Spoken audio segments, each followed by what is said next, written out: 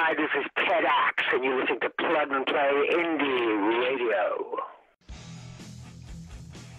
On Plug and Play Indie, today we have Ted Axe, a part of a Canadian punk rock history as a notorious and legendary frontman for the Action, Canada's first punk rocker, debuting Sex, Horror, and Violence.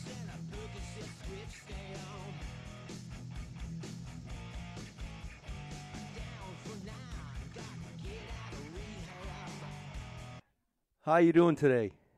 Good. For the Sex, Horror, and Violence, tell us about your what influenced you for this, a big influence on this new track you're doing, or have done. Well, let's see. My name is Ted Axe. I used to be in the band The Action, which was considered Toronto's or Canada's first punk band. Fantastic. Back in the day. And we were chosen to tour with the Ramones and open for the Stranglers. And since then, I've been living in the States, in Los Angeles and Seattle, all over the place. So coming back to Canada in 2010, and this was recorded this past 2019. My new album is called Sex, Horror, and Violence. It's recorded in Toronto at an analog studio, and the producer was Rob Sanza, who's worked with Sum 41. So we were really excited about its release, and certainly it's been getting a lot of worldwide airplay. Some of my influences were Alice Cooper, David Bowie, New York Dolls, T-Rex, some of that glam stuff, and then on the darker side, of course, Black Sabbath, Manson, things like that. So mixing those two things together, I've kind of come up with a bit of a hybrid sound. It's got some rock influence. Hard rock is really what it is, but people are finding some metal influences in it. I'm being played in a lot of metal stations as well as hard rock stations. What's your song process when writing? Pardon me? Your song process. What brings you? Like, are you recovering addict, or is that?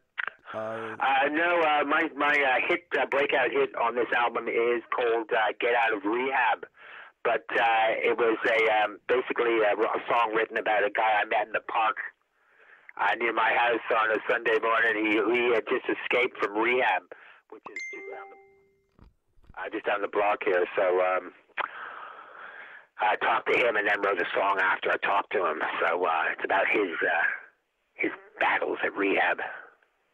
Okay, that's good. So did you help him out in any way, shape, or form? Well, he already had a case of 24 beer, so he was well into that by the time I talked to him. So there's not much I could do. He was kind of helping himself. So in the lyrics, is there any way that he's in the lyrics? Yeah. A lot of those lines. His name, maybe. A lot of the lines I used in the song, actually, most of the lines are directly from the conversation I had with him. So I think it starts down for 9. Like he was in for 9 weeks, but he couldn't even take it for a week because he couldn't smoke cigarettes. He really wanted a cigarette bad, but they wouldn't even allow him to smoke a cigarette. So he bashed out there. First thing he did was get a case of beer, and most of them, I tried to use a lot of the lines from the conversation I had with him. Describe your show visually and musically. Is that where you get some of your actions from the way people act on through sobriety or how they're taking their substance abuse? And is that part of your show for this album? Not really. Like we come on with a lot of dry ice, a lot of smoke, and flashing lights, laser lights, and stuff. And I'm basically introduced as the legendary Ted Axe. The band's already playing by the time I come on, and they're into the song "Get Out of Rehab."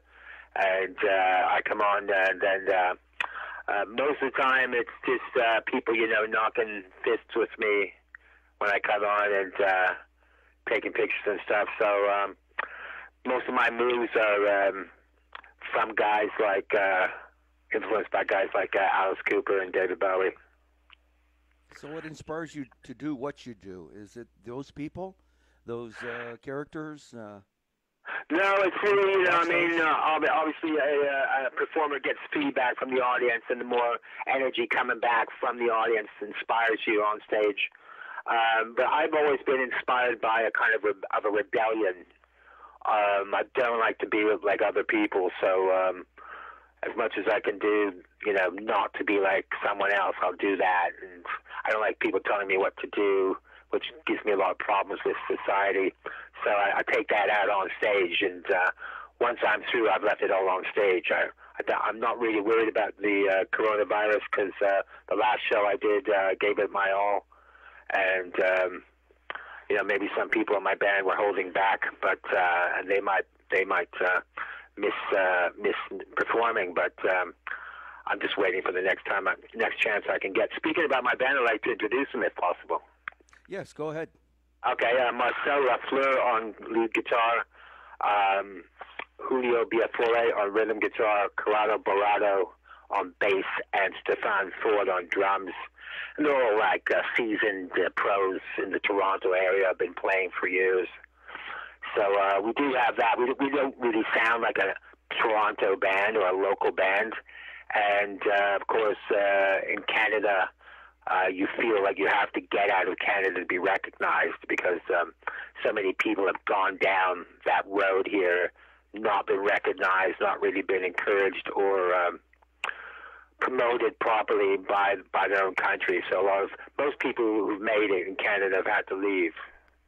Right. I think. To hit the big labels?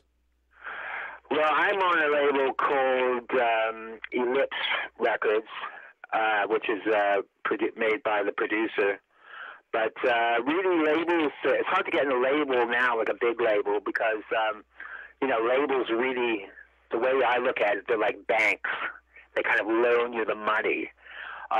Would take, to properly break any band, it takes $1 million. And that hasn't changed. If anything, it's more money now than it used to be, but it's always been that kind of figure. So, to be promoted properly worldwide and put on the kind of shows that you want to put on to make people buy the album really does take that much. So you need a big label to front you the money. Of course, you won't be making any money because you'll be paying everything back. A lot of people don't realize, but even the catering that you have on a video shoot, you have to pay back to the label if they're paying it. But having said that, I'd love to get in a big label, because it is hard to do it by yourself, but everybody is, at the moment, DIY, do it yourself. So that's really where we're at. So what is your main theme when you're writing your songs? Well, I have, mostly it's about my life. That's really kind of like the only tune that's not specifically about me, because I've never really had a substance abuse problem. Although in my early years I seem to look back on pictures and videos, and I seem to have a beer bottle that seemingly attached to my hand. So maybe I did have a problem. But mainly my life. So whatever I'm going through, there's songs about people at work that I didn't get along with, and put that into songs. And there's a song about marriage, the downside of marriage, which is called Death Us Do Part. That's a video you can find on YouTube, Death Us Do Part by TEDx, and Get Out of Rehab, both videos on YouTube by TEDx. So, mainly about my life. So that gives it a kind of a feel where people can identify with it, which is very important, because people can't identify with your tunes, they won't land anywhere, really. Yeah, there's got to be a hook in there, right? There's got to be some kind of jingle that captivates them, right? Yeah, they got to identify with it for their own life. Like, I know some people have told me that my lyrics are already lyrics that are in their own minds, and I just, need somebody to get it out. So that's always one of the best compliments a writer can have, when somebody says that. This is in my own head, man. You portrayed it for me. So I'm really happy about that. And judging by some of the energy we're getting back from the audience, it really seems to be working. But it did take me a long time to hit on it. If the kind of hit the universal jugular, which is what I've done with this album, and it's what every writer wants to do, is hit that universal jugular where everybody can identify with the tune. So what's your challenge, your biggest challenge as a band? Have you ever been able to overcome it? And what's the ultimate direction of your band seeking fame or fortune? Well, biggest problem I've had is not being signed to a major label, in a sense, because, well, how would you put it?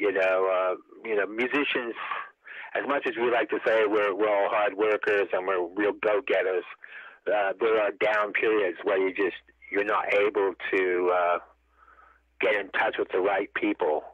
Most of the artists that have made it big time always had people promoting them and people on their side. So that's been hard to do it alone. And I'm not a guy to put down big labels, but it would be nice to have been on one.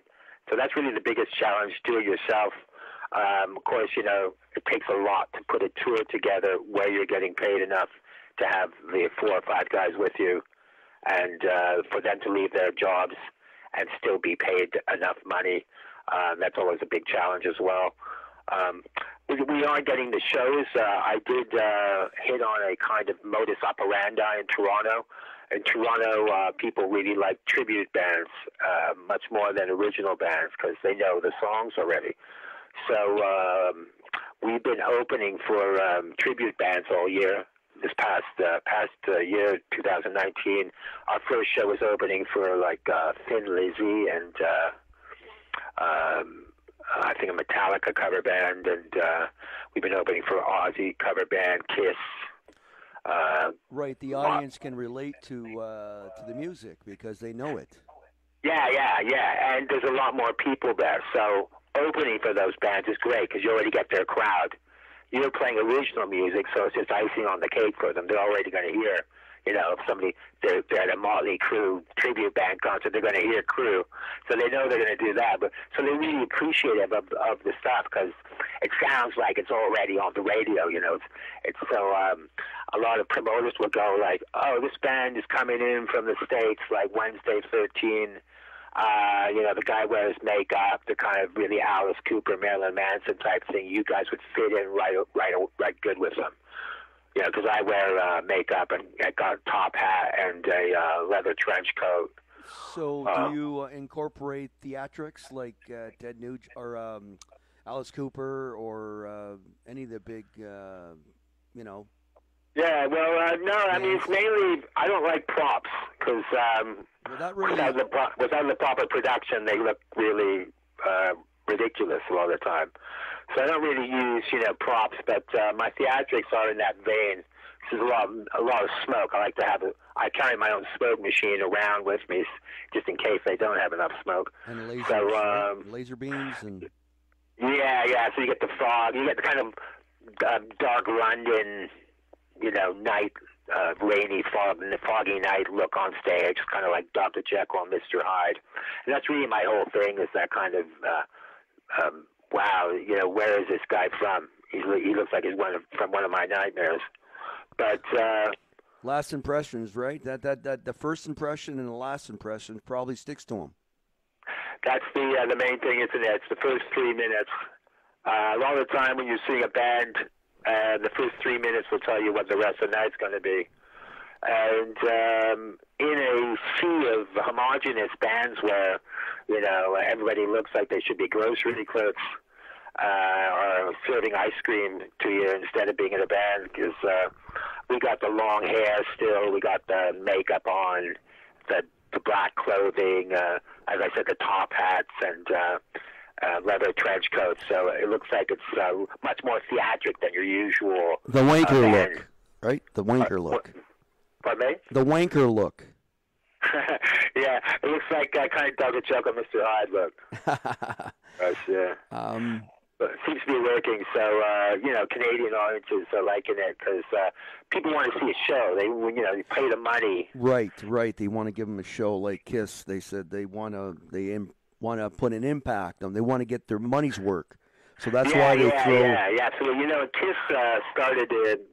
Kiss had the same managers, the New York Dolls in New York City back in the '70s, and they saw the lineups of girls that the New York Dolls had. By wearing makeup. Of course, makeup was much more fashionable back then. So they said, you know what, we're going to wear more makeup than them because we can't compete with them. We're big burly guys, and those guys look like their waists are like ants. But at least we can wear more makeup than them, and that seemed to really work. They got a manager, and they told the manager, get us a major record deal in 2 weeks or you're fired. And that's what the guy did. He went out and got them a major record deal, and the rest is history with Kiss. Well, I think back in the day, what was that? Alice Cooper, and then there was Ziggy Stardust. What's his name? David Bowie. David Bowie. They all had makeup on there too. So there was lots of influences back in the '70s. I have a TEDx Fangs group on Facebook, which is blowing up right now. It's like 3,400 women on that as my fangs. Those are my fangs, and they all tell me, you look better natural, TEDx. You don't need makeup. So that's really the kind of style more now. I think people want to see. They don't want to see men with makeup as much as they did in the '80s. Right, but I think you got that vampire look too. That's. There you go. The vampire is a major component. I forgot to mention that. I actually had an ancestor that my mother tells me that my great aunt was Lady Bathory, who was considered a legend in the vampire lore from England from way back when. Wow. So my Hungarian mother tells me that there was some vampire blood in the family. So I'm already well acquainted with all that stuff. Right. In this day and age, what's your outlook on the record industry and the music industry and where it's going and where it will be? Well, it's funny because the pandemic, of course, it being international, the music industry got killed by it. So the music industry went dead. It's only really the people that are selling records are the ones that have already made it before the pandemic, like all the people on radio and all the big stars.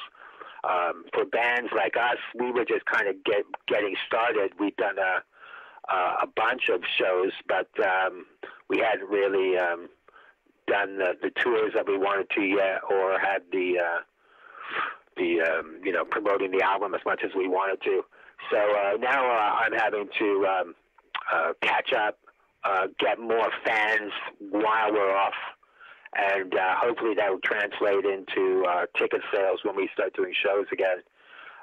Because certainly before this happened, we didn't have a lot of as many fans as we do now. So hopefully that will translate into it. But definitely, I think it's going. Of course, live streams are happening. I know you must have had some live streams on your radio and stuff like that. Absolutely. That's the wave of the future right now is internet exposure on the at home, safety in your own home, because now I don't know what's going on with this vaccine. Is it safe? Will it be safe? And right. How we're going about it, and it really crippled the music and every industry, like as far as the food industry, as far as going to the theater or going to a restaurant, it's been really upside down right now. Yeah, it's heartbreaking for us because we were just working on a new record. And I was just about to put lead vocals on. Everything else was done, and now we can't even go in because obviously I couldn't even go in with the studio owner and the producer because they might have been infected. So we didn't want to do that. So we're just waiting till that's safe to do, and that's already been 9 months, I guess. Started in March. I think we had our last show in March, and I'm just about to finish the recording, and now that's been put on hold. What's the name of that album, if I might ask? Yeah, it's going to be called The Count of Rock. The Ted Count. Axe. Ted Axe. Is that got something to do with your wearing your vampire and your Well, history? that's what my fangs have started calling me, The Count. Right. The Count of Rock. They've kind of given me that. Oh, that's moniker, fantastic. so. It's a cliche, and it's going together. It's going with your costume and your act. That's fantastic. Right. Yeah, it's going to be great. So looking forward to that. Definitely. I'm looking forward to listening to it and playing on my radio station. Hey, thanks very much. Thanks very much for playing it. Thanks for having me on, having you on this radio station to make it bigger and better than it is, and your fellow Canadian. That's fantastic. Yes. Yeah, thanks very much for playing Ted Axe and for interviewing me. Hey, no problem. Anytime, we'll have to do a follow-up on your next album. Yeah, and hope to see you down at one of the shows. I know you're in Windsor, so yes, I will. I'll keep you informed when we start playing again. Hopefully that'll be soon. I was even been thinking about how am I going to do my first practice with my guys, because is everybody going to have to show a card? Like, I've been vaccinated and I don't have it. Here's my card. I think that's the way it's going to be in the future.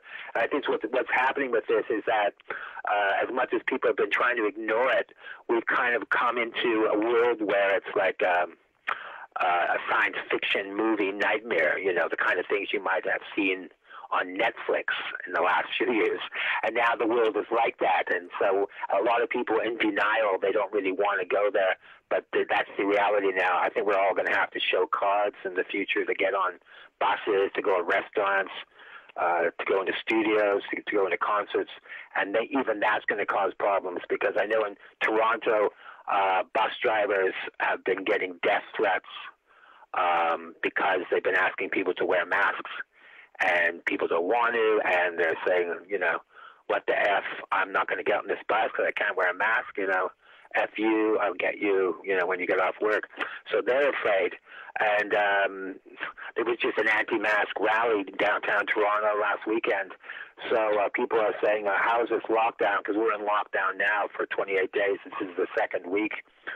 And how is lockdown affecting the cases? Are they dropping? Well, obviously, if there's an anti-mask rally, that gives you an indication that at least half this city is probably not wearing masks and continuing to become infected. So I don't think it's going to end anytime soon, even with the vaccine around, because now a lot of people are threatening not to get the vaccine. So, because of allergic reactions, or they don't believe it or whatever. So these people are going to travel around, and the more they travel, the more, it'll come into contact with us.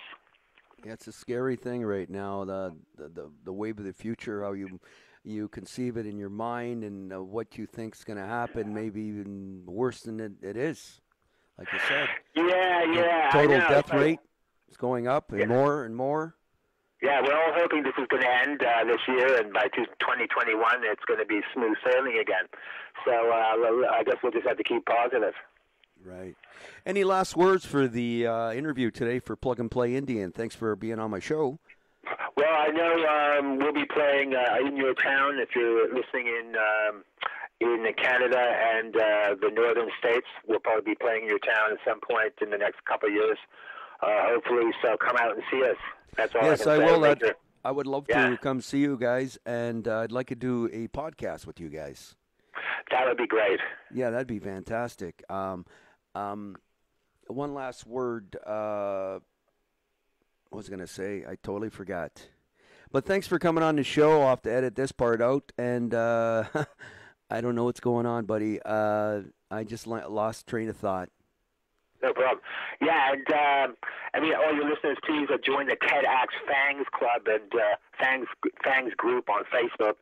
And we're kind of blowing up there, so we'd love to see you out there and be part of the band and part of supporting us.